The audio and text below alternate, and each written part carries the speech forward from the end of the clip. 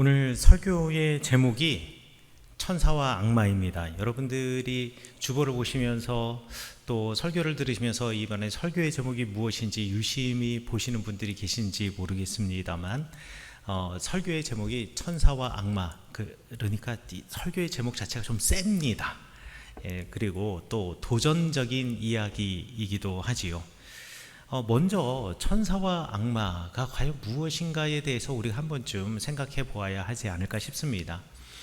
천사라는 말도 사실 히브리어 마라크라고 하는 단어를 번역한 말이고, 악마라고 하는 단어도 히브리어 사탄이라고 하는 말을 번역한 말입니다. 그러면 천사는 과연 무엇이고 악마는 과연 무엇일까? 우리가 생각하는 이 천사의 이미지가 있죠.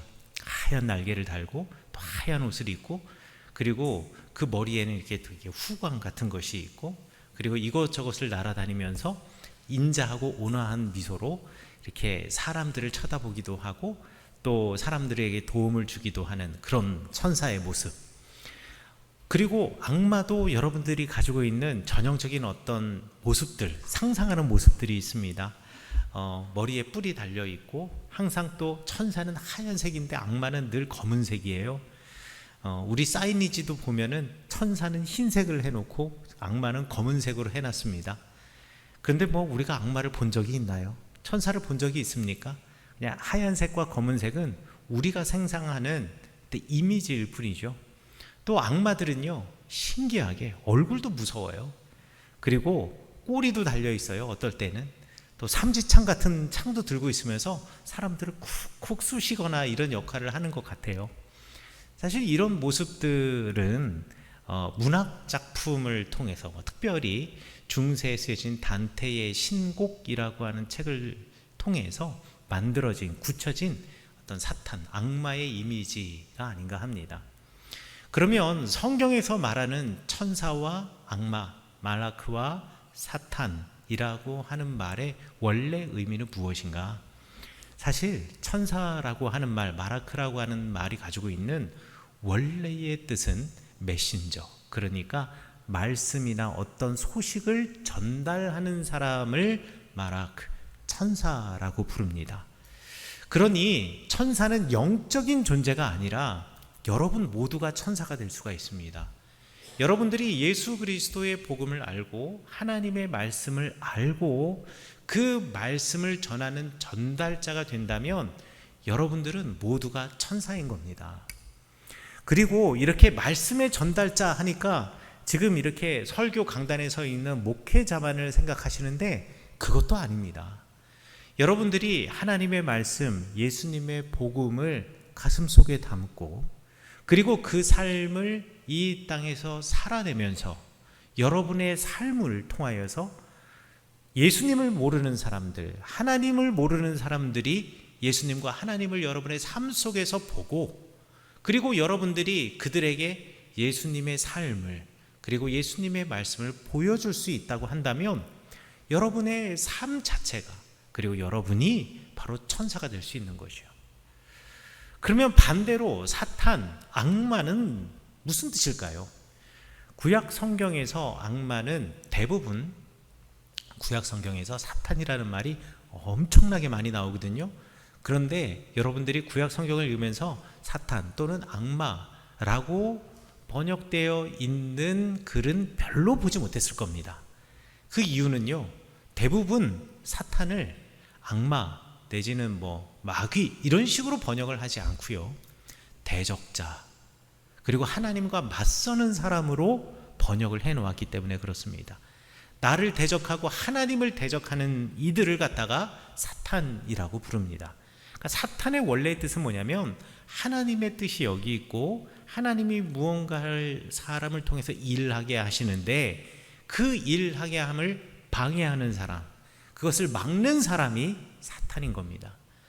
그러니까 구약 성경에서, 그리고 성경, 적어도 기원전 2세기 이전에 쓰여진 성경에서는 일관되게 천사와 악마를 이야기하면서 사람은 때로 하나님의 천사가 될 수 있고 사람이 때로는 악마가 될 수도 있다.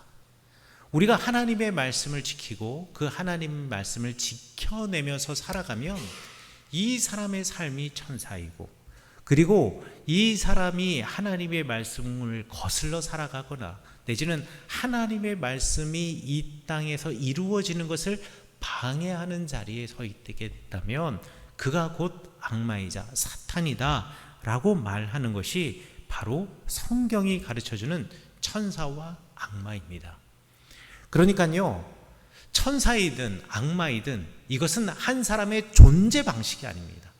그러니까 태어날 때부터 이 사람은 천사야, 그 존재 자체가 악마야 라는 것은 성경에 존재하지 않아요. 이 천사냐 악마냐 라는 것은 존재 방식이 아니라 우리가 이 땅을 살아가는 삶의 방식입니다. 예수님께서 4가지 밭의 비유, 4가지 땅의 비유를 하셨죠. 복음이 뿌려지는데 어떤 땅은 옥토예요. 좋은 땅이에요. 잘 갈려진 땅이에요.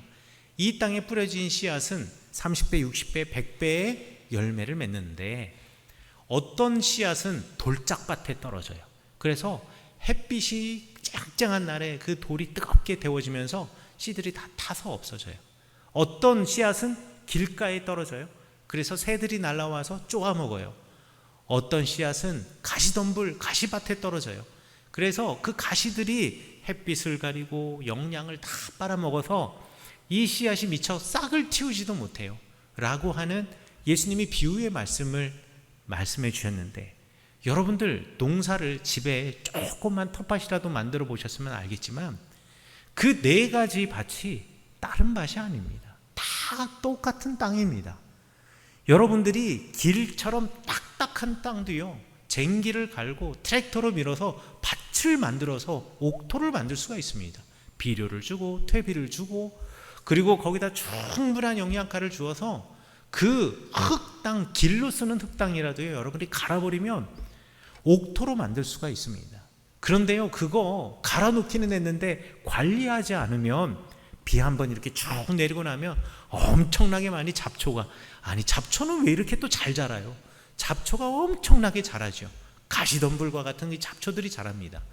그러면서 내가 심어놓은 것보다 잡초가 더 빨리 자라서 햇빛을 가려버리죠. 알고 보면 가시덤불도 우리 땅, 우리 밭이에요. 그리고 거기에 돌들이 많이 있는데 그 돌도 로타리를 치면서 잘 걷어내야 되는데 걷어내지 않으면 그거 돌짝밭 되는 것 아니겠습니까? 그러니 4가지 땅의 비유도요, 알고 보면 존재의 방식의 차이가 아니라 삶의 방식, 어떻게 우리가 가꾸어내느냐의 차이인 거거든요. 우리의 마음도 그렇습니다. 우리의 마음이 누구나 좋은 옥토가 될 수 있다는 것은 동시에 누구나 우리의 마음, 자신의 마음이 돌짝밭도, 가시밭도, 잡초밭도, 그리고 길처럼 딱딱한 밭도 될 수 있다는 거고요. 우리가 천사도 될 수 있고 우리가 악마, 사탄도 될 수 있다라는 것이죠. 이것이 바로 인생의 아이러니고요. 또한 이것이 성경이 우리 인생을 향하여서 가르쳐 주시는 경각심입니다. 오늘 성경 말씀에서 우리 영접하는 자에 관한 이야기를 합니다. 초대교회에서는요, 예배를 드릴 때 토요일이 되면, 안식일 저녁이 되면 회당에 가서 기도를 하고, 그리고 그 다음날 주일이 되면 예수 그리스도를 우리 메시아 하나님의 아들로 고백하는 사람들이 또 저녁 때 모여서 서로 거룩한 식사를 나누며 그리스도의 살과 피를 서로 나눈다라는 마음으로 거룩한 식사를 나누며 예수님께서 이 땅에 남겨주신 말씀들을 함께 나누고, 그리고 그 말씀대로 내가 어떻게 살았는가를 증언하고, 또 그렇게 살지 못하였던 나의 삶을 고백하고, 이렇게 내가 이렇게 살았노라, 그 말씀을 지키며 살았노라 라고 하는 사람에게는 박수를 쳐주고, 그가 참 잘 살았노라 라고 칭찬해주고, 내가 그렇게 살지 못하였노라 고백하는 사람들에게는 또 용기를 북돋아주면서 우리가 지금은 이렇게 흔들리는 인생이지만 우리도 예수님처럼 살아갈 수 있다고, 우리가 예수님의 마음을 가지고 예수님의 가르침을 따라 살아갈 날이 곧 우리 인생에 열매를 맺는 날이 있을 것이라고 서로 용기를 북돋아 주는 것이 바로 초대교회의 예배의 방식이었습니다. 이 교회가 성장해서 확장이 되어서 예루살렘과 갈릴리를 뛰어넘어서 온 유다와 사마리아 그리고 그 너머 이방의 땅까지 전해졌지요. 그래서 곳곳에서 이렇게 예수님의 말씀을 따르는 사람들이 가정교회처럼 회당에 모이기도 하지만 대부분 가정교회처럼 가정에 모여서 함께 식사를 나누면서 이야기를 나누고 예배를 드리고 기도를 했습니다. 그리고 제자들이 하던 일은 무엇이냐? 이렇게 예배 드리는 곳 곳곳을 찾아가면서 예수님의 말씀을 알려주고 또 예수님이 어떻게 사셨는가 함께 경험했던 예수님의 말씀을 전해주는 역할을 바로 이 제자들이 했습니다. 그러니 이 제자들의 입에 예수 그리스도의 복음이 있기 때문에 그를 맞아들이고 그들을 대접하는 것이 곧 예수님께 하는 것이나 마찬가지인 것처럼 그 제자들은 권위 있는 사람들로 사람들에게 인정받았습니다. 여러분 생각해 보십시오. 우리나라도요, 조선시대 임금님이 교지를 내리면 그 교지라는 게 뭐냐면 임금이 누군가에게 주는 명령이거나 내지는 선언인데 그것을 이렇게 쫙 쓰고 나면 드라마에서 보니까 도승지 내지는 그것을 가지고 가는 누군가가 이렇게 왕의 교지를 읽기 위해서 한 사람이 집을 찾아갑니다. 그러면 예를 들어 거기가 영의정의 집이라고 합시다. 이 교지를 읽는 사람보다 영의정이 직책상으로 훨씬 더 높습니다. 훨씬 정일품 벼슬이거든요. 그런데 이것을 읽는 사람은 그것보다도 훨씬 더 낮은 관직의 사람이에요. 그럼에도 불구하고 왕의 교지를 가지고 온 그 사람 앞에서 절을 하고 무릎을 꿇고 그 교지를 듣습니다. 왜 그럴까요? 비록 가지고 온 사람은 나보다 훨씬 더 관직의 등급이 낮은 사람이지만 그가 가지고 온 메시지, 그가 가지고 온 글이 왕이 하사한 글이기 때문에 그 왕의 글, 왕의 말을 듣는 그는 마치 왕 앞에서 듣는 것처럼 그 앞에 무릎을 꿇는 거지요. 마찬가지로 제자들이 예수 그리스도의 복음을 전하러 갔을 때 각 교회와 각 가정에서는 마치 임금의 교지를 받드는 사람들처럼 이 제자들의 말에 귀 기울이며 또 그 사람들이 자신의 교회, 자신의 공동체 또는 자신의 집을 찾아올 때마다 그를 예수님 영접하듯이 영접을 했습니다. 자, 그런데 항상 어디를 가든지 이 제자들이 환대를 받고 어디를 가든지 이 제자들이 존중을 받았던 것은 아니었던 것 같습니다. 구약 성경에도 그러한 예가 있죠. 구약 성경의 가장 대표적인 예라고 한다면 사사기 19장에 나와 있는 레위 사람과 그의 첩에 관한 이야기가 되겠습니다.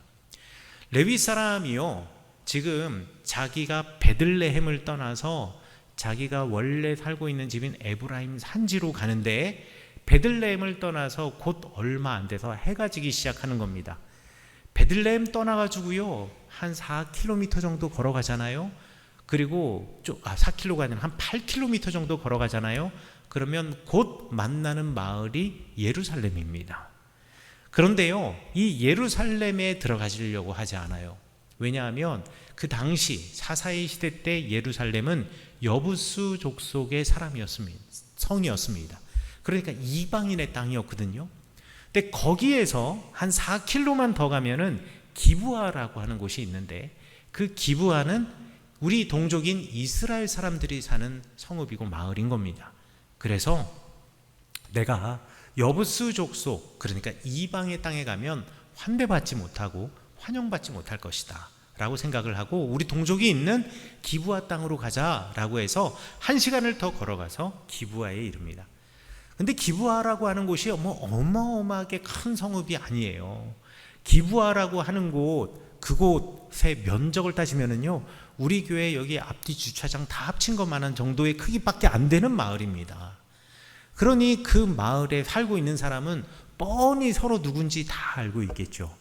그런데 전혀 모르는 이 레위 가정의 사람이 그 기브아에 광장, 제일 넓은 마당 있는 곳에 딱 앉아 있거나 서 있었으면 누군가는 와서 어떻게 왔냐, 왜 왔냐, 내지는 당연히 잘 데도 없고 먹을 데도 없겠죠. 뭐 옛날에 요즘처럼 도시마다 뭐 식당이 있거나 이런 것은 아니니까요.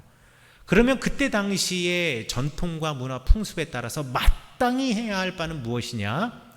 이 사람을 자기의 집으로 맞아들이고 그에게 먹을 것을 주고 그리고 그에게 잠자리를 제공해 주는 것이었습니다.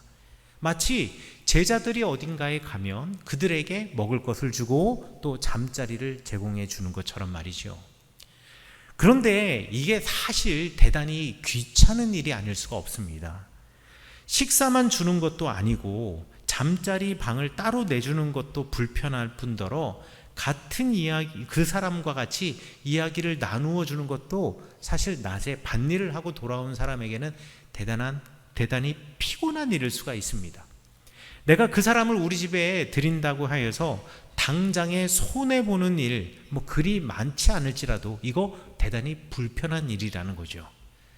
저도 이런 불편함을 경험해 본 적이 있습니다. 저희가 초등학교 때 말이죠. 저희 집이 춘천에 있었을 때 춘천에서 정확히 기억이 안 나는데 전국 소년체전인지 전국체전이 있었습니다. 그런데 그때 지금처럼 숙박시설이 많지 않았잖아요. 1980년대는. 그러니까 어떻게 했냐면 민박으로 이렇게 나눠서 잠을 자게 집집마다 민박을 시켰습니다. 선수단들을. 그래서 저희 집도 민박으로 배정받은 인원이 있었어요.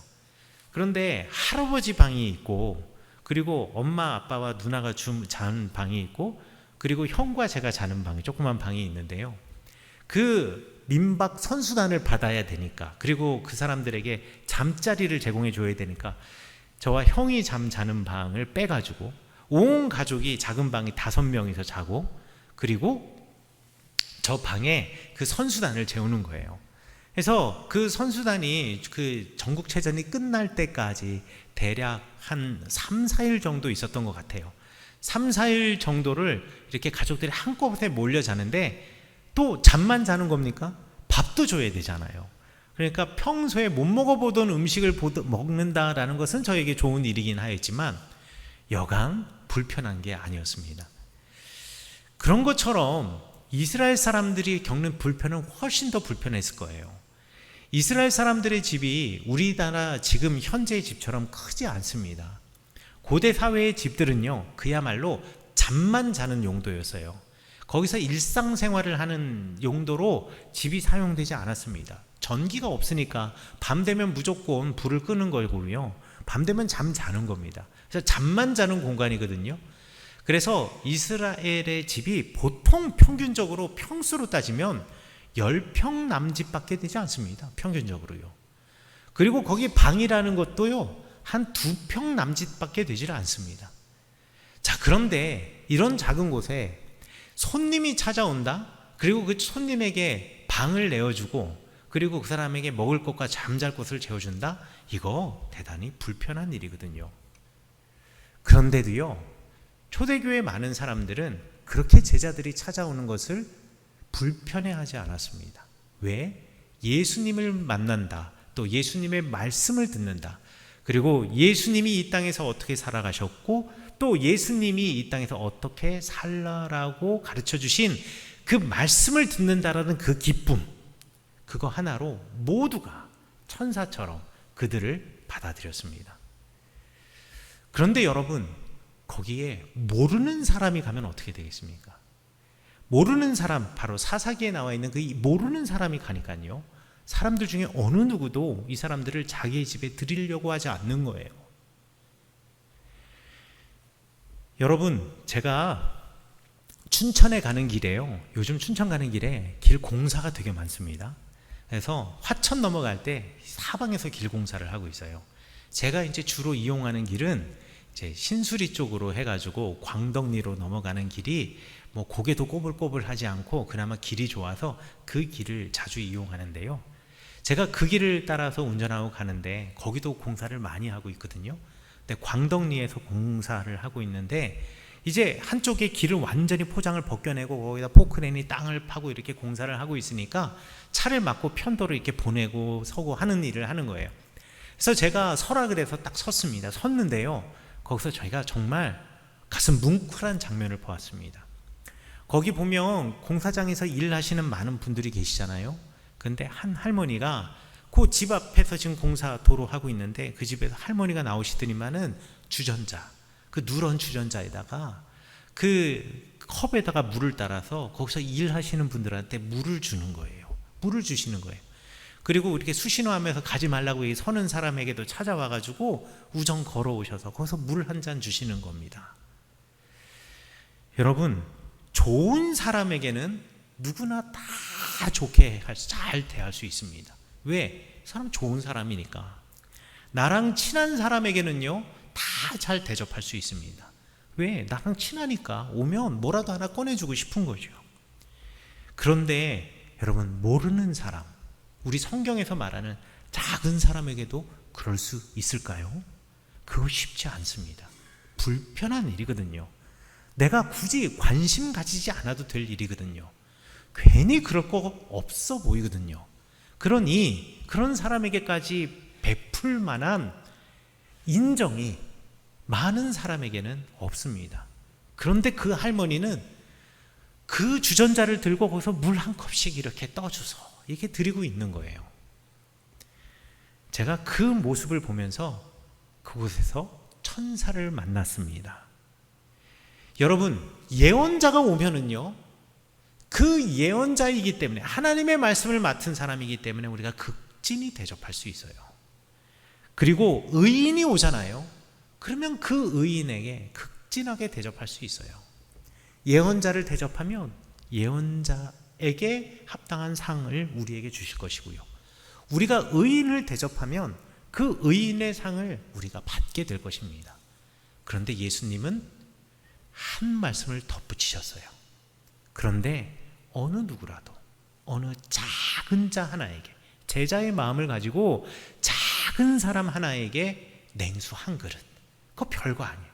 냉수 한 그릇, 우리 집 우물에서 그냥 길어다 주면 되는 것이기도 하고요, 뭐 우리 집 냉장고에서 꺼내서 그냥 한 잔 줘도 되고요, 우리 수도꼭지에서 물 한 번 틀어 주어도 되는데, 그 냉수 한 그릇 주는 사람은 영원히 하느님 나라의 상을 잃지 않는다라고 말씀하시는 겁니다.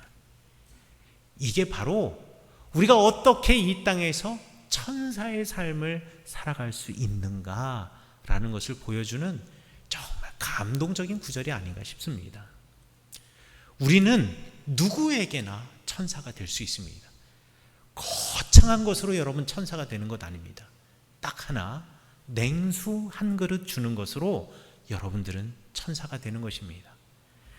그 땡볕 아래에서 일하는 사람, 그 사람들을 보면서 예수님처럼 긍휼한 마음을 가지고, 야, 저기서 저렇게 일하시는 모습 보며 땀 흘리고 있는 그들을 보면서 얼마나 힘들까, 나라도 저기서 일하면 저렇게 일하면 너무 힘들 텐데, 이렇게 긍휼한 마음을 가지고, 예수님의 마음을 가지고 물 한 잔 주는 사람들, 그 사람 존재를 보면서 마음을 쓰는 사람들, 이 사람들이야말로 정말 천사라는 것이죠.